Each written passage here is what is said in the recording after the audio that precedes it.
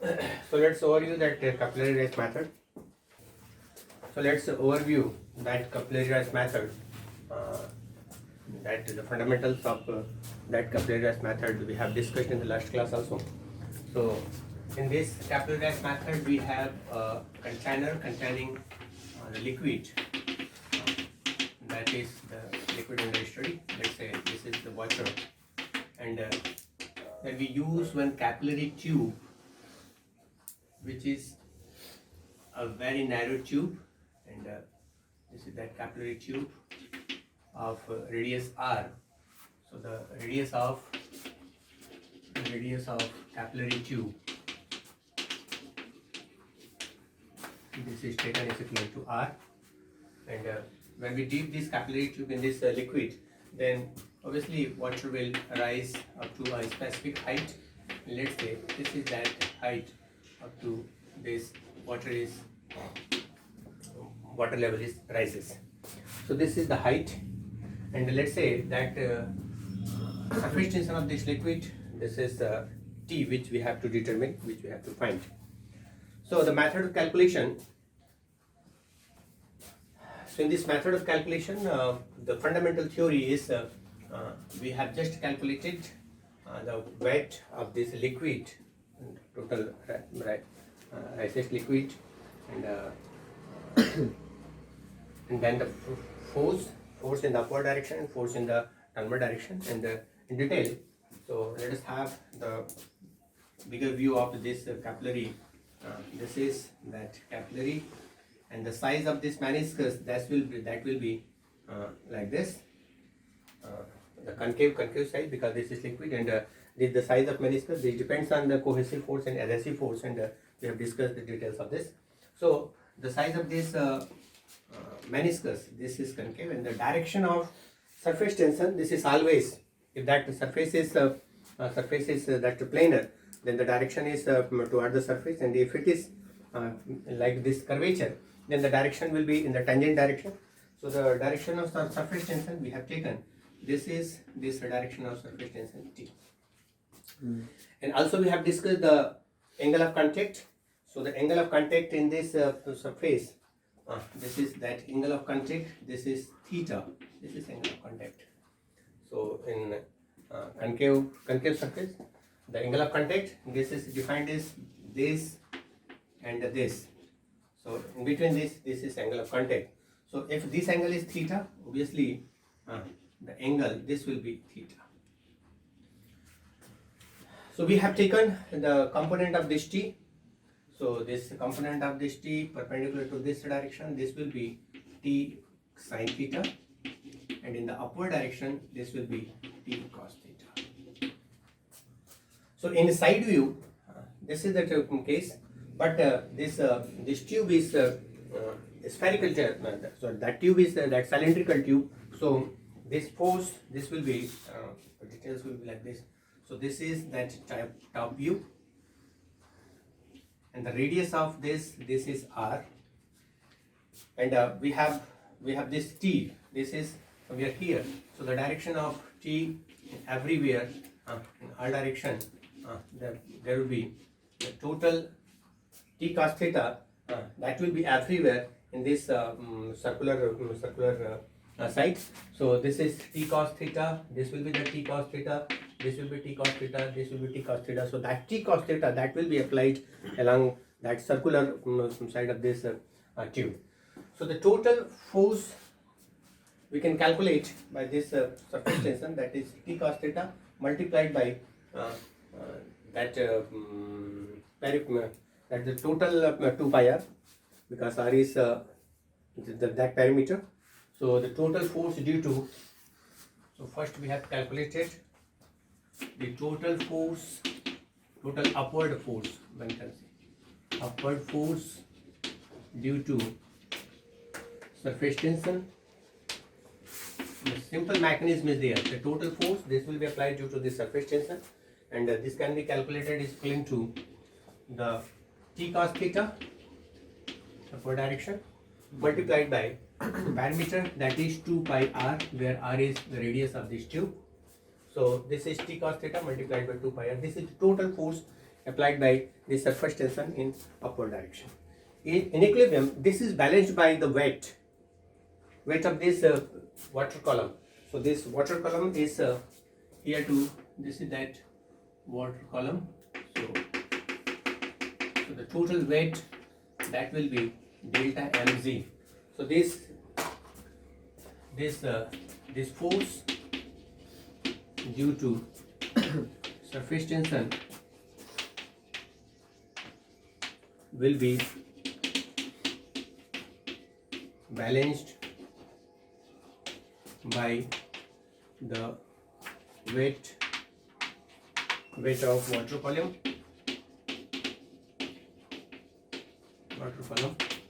in the capillary.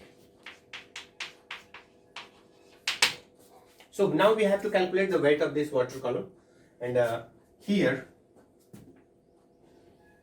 now this is that surface, and this height is taken as equal to h. So this is that h, and this is the container, the bigger view. So this is the container, and we have to calculate this total water. So here we have to calculate the volume of this total water. So this total volume up to here. So let's calculate this volume. So the radius is this, h is this. So this is h. So the volume of water, first, the volume of water, this is equal to, the first part is that cylinder of height h and radius r. So this is equivalent to, the volume will be equal to, this is pi r square, this is the radius, this is the area. So the pi r square, so this is pi r square multiplied by h. So this is the volume of this liquid up to this. Now the additional part is, this is the additional part.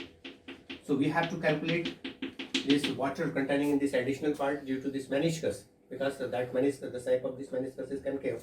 So we will have to calculate this meniscus part. We should, this is that meniscus part. This is the meniscus part, and in the meniscus part, this is also r, small r, and this is also small r meniscus. So the radius as well as height, so the radius as well as height both are equal to r. So this will be the total volume of this cylindrical part, that will be equal to this pi r square multiplied by r is the height, minus this vacuum part, vacant part. Here this air is, only air is there, only water is in this part. So this is with plus sign, plus multiplied by this pi r square, and in place of h we will use r, because the height is, here height is r, and this volume of this part, this is with minus sign, and the volume of half sphere is equal to 2 pi by 3 pi r cube. Is it clear? Okay, so what we did, we just tried to calculate the volume of this liquid in this capillary column. So in this capillary column, it is subdivided into three parts, one can say.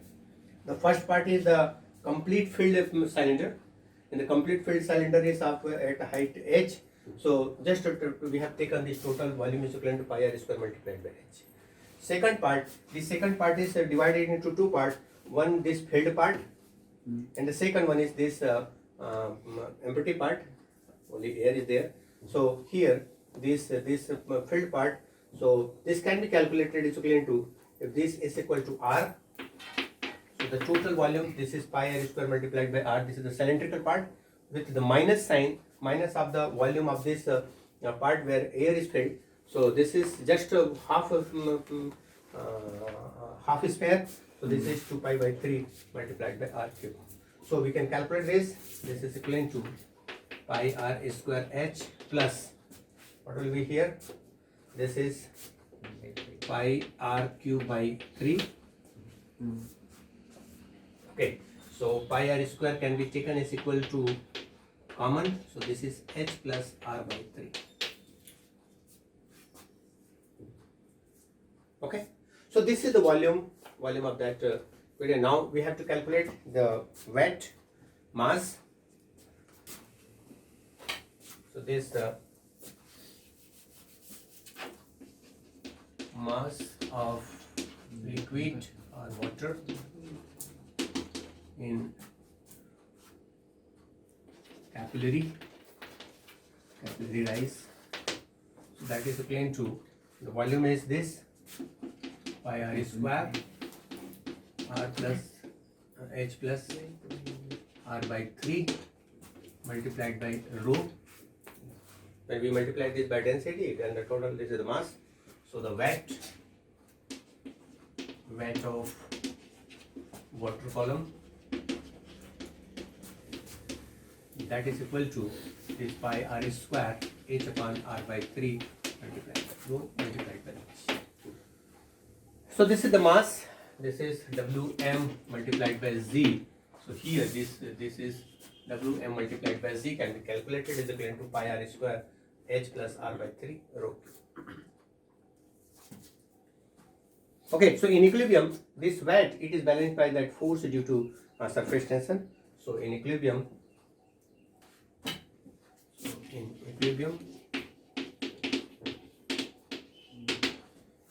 force due to surface tension in capillary rise, that is equivalent to weight of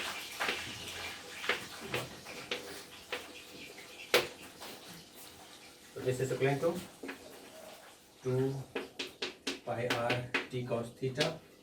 It is equivalent to pi r square h plus r by 3 multiplied by rho multiplied by h. So that's calculated for this pi can be cancelled. One r can be cancelled. So we will have this t is equal to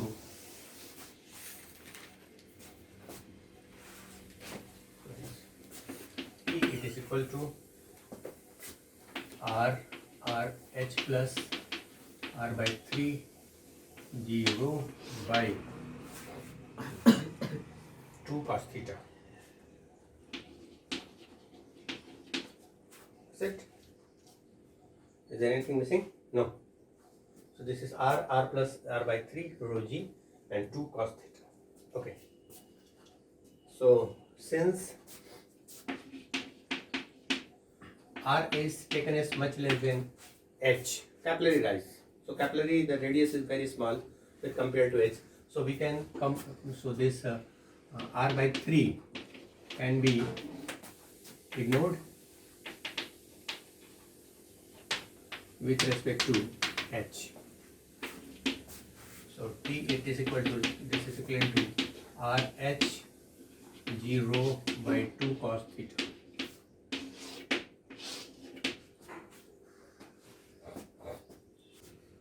So in this calculation part, the important, it's simple. If you think that you have to just calculate two forces, one force due to surface tension, and that's the force due to surface tension.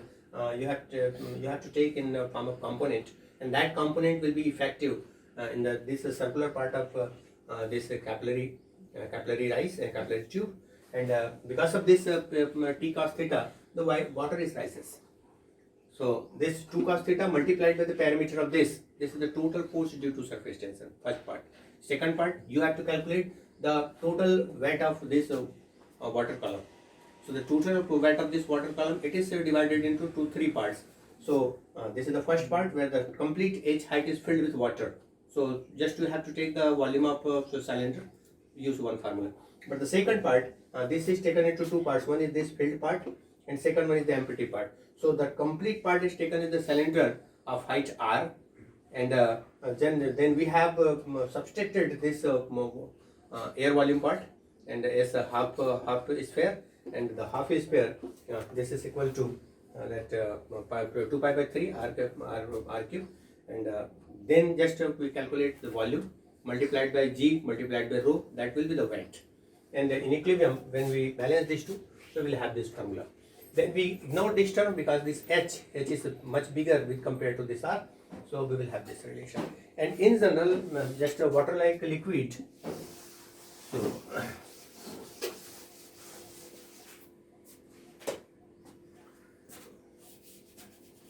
so in general for water, theta, it is a very smaller value, so cos theta can be taken as equivalent to 1, because experimentally it's very difficult to measure this theta. So that's why this T for water, that is equivalent to RH0 by 2.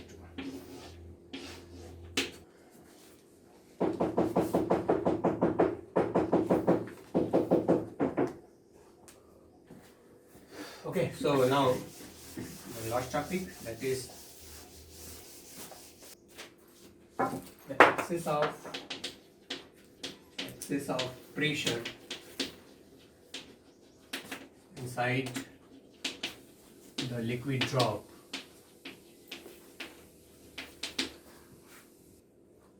So this is that spherical drop, liquid drop of radius capital R, and because of the surface tension, pressure inside this liquid drop, this is excess with compared to the outer side of this liquid, because we know that each and every molecules that will act a force, intermolecular force in the direction of this center. So obviously the pressure inside that liquid, that will be in excess form. So the surface tension of this liquid, whatever we are using, that is let's say T, and we have to calculate that the total pressure exercise inside this. And because of this excess pressure, the size of this drop, that will increase. If pressure is more, obviously the direction of that pressure, that will be up in upward direction in the just tangential form, and sorry, normal form. So the size of this liquid, that will be increase due to this excess pressure. And let's say that the total increase in the size is this is the next size after applying this pressure, excess pressure, and this is equal to delta R. So we have to calculate this pressure P. So let the surface tension of liquid is T. Okay, so first we will calculate to the work done to increase this increase the size of this liquid drop. So the work done to increase the size of spherical liquid drop due to excess pressure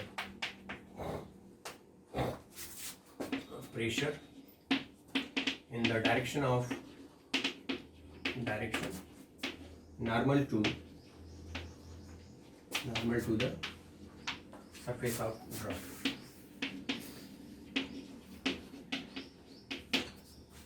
This is equal to increase in surface area multiplied by surface tension. We have used this formula earlier when we were talking about that film. So this total work done to increase the size of this. So this is the initial size, and this is the final size of that liquid. And the total work done to increase this size of this liquid drop, we can calculate by calculating the increase in the surface area multiplied by surface tension. Surface tension we have assumed that is equivalent to T. So now we have to calculate this increase in surface area. So increase in surface area is equal to, so first increase in surface area, that is equal to, so the surface of this bigger surface area bigger drop minus the surface area of this original drop, so that is equivalent to 4 pi r plus delta r square. We know the formula for the surface area for a spherical drop, that is 4 pi r square. So this is equivalent to 4 pi r plus delta r square. This is the surface area of bigger drop minus surface area of smaller drop, that is 4 pi r square. Now this is equal to 4 pi. Now expand this. This is r square plus 2 r delta r plus delta r square plus v whole square minus 4 pi r square. This is a very smaller quantity with compared to this, so we can avoid this. We can just omit this because this is very small quantity. So this is equal to 4 pi r square plus just this is 8 pi r multiplied by delta r minus 4 pi r square. So this can be cancelled. So increase in surface area, that is equivalent to 8 pi r delta r. Check the calculation. And the surface tension is taken as equivalent to T. So the work done, it is equal to the work done is equal to 8 pi r delta r multiplied by T. Is it? 8 pi r delta r. So simple, calculation is simple. Just you have to calculate the increase in the surface area, and that increase in surface area means surface area of this bigger drop after applying that excess pressure in upward direction. So minus this original initial shape of size of this. So initial surface area is 4 pi r square, and this is just we have to expand this and calculate it. Remember this. This delta r square we have to neglect because this is very small quantity. So the result will be this, and by multiplying this is the total work done.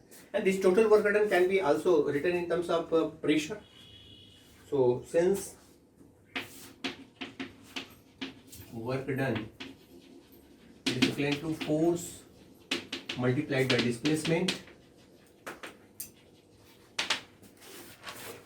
that mechanical formula, and this force is nothing but pressure multiplied by area multiplied by now displacement. So the pressure is P, area means this is the surface area. So the surface area is 4 pi r square, this is the surface area, multiplied by displacement. That displacement is equal to delta r.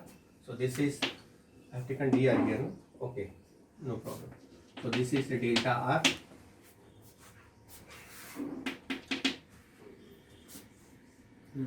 Okay, so in equilibrium, just we can compare this equation number 1 and 2.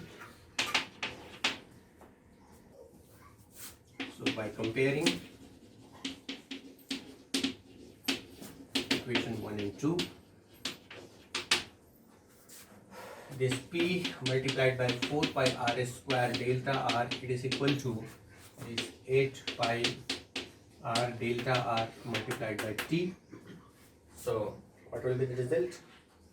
So this P, it is equal to delta r can be cancelled, 1 r is also cancelled.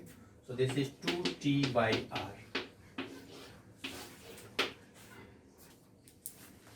Okay, so this is 2T by r.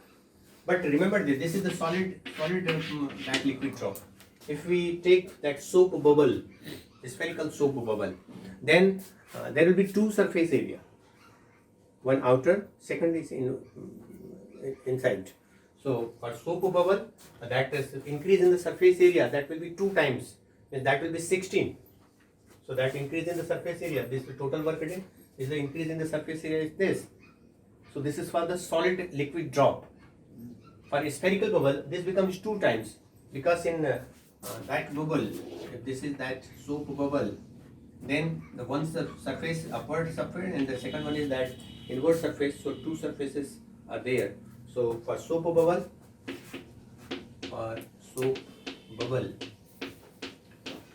that is P, that P is equal to 4T by R. Two surfaces are there. If this soap bubble is inside the liquid, if this is that liquid, that air bubble, that is inside the liquid, not soap bubble, just any air bubble, it is inside the liquid. Then again, this is the liquid.